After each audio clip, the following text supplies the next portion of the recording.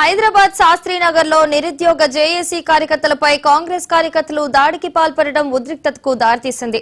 Congress party తమకు అన్యాయం చేసిందంటూ నిరుద్యోగులు కాంగ్రెస్ ని ఓడించాలంటూ ప్రచారం చేస్తున్నారు. ఈ క్రమంలో ప్రచారం చేయవద్దంటూ కాంగ్రెస్ అభ్యర్థి అనుచరులు నిరుద్యోగ జేఏసీ నేతలను తోసివేయడంతో ఇరు వర్గాల మధ్య వాగ్వాదం చోటు చేసుకుంది. తమపై దౌర్జన్యానికి దిగిన కాంగ్రెస్ కార్యకర్తలపై సనత్ నగర్ పోలీస్ స్టేషన్ లో ఫిర్యాదు చేయనున్నట్లు నిరుద్యోగ జేఏసీ నేతలు తెలిపారు.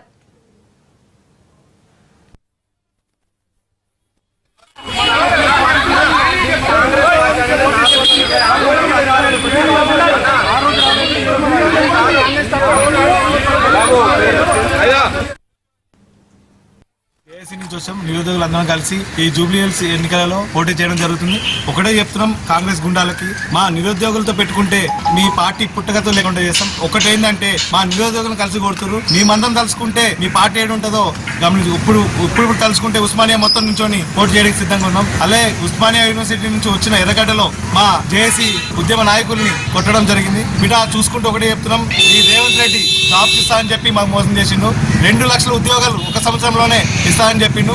ఇప్పటికి వచ్చి ఆ జాబ్స్ పత్తా లేకుండా పోయి మా జేఏసీ తరఫున మేము ప్రతి ఇంటికి బరాబర్ ప్రచారం చేస్తాం కాంగ్రెస్ పార్టీకి ఓటేయద్దని చెప్పి. చూసుకుంటే ఎన్నో మోసాలు చేసింది. ఆ నిరుద్యోగులు గాని, రైతులు గాని, మహిళలు గాని ప్రతి ఒక్కరికి మోసం చేసింది. బిడ్డ మా నిరుద్యోగులతో పెట్టుకుంటే మాత్రం ఈ పుట్టుకథలు లేకుండా చేస్తాం. రౌడీజం చేస్తా అనుకుంటే మాత్రం మా జేఏసీ చూసి ఊరుకునేది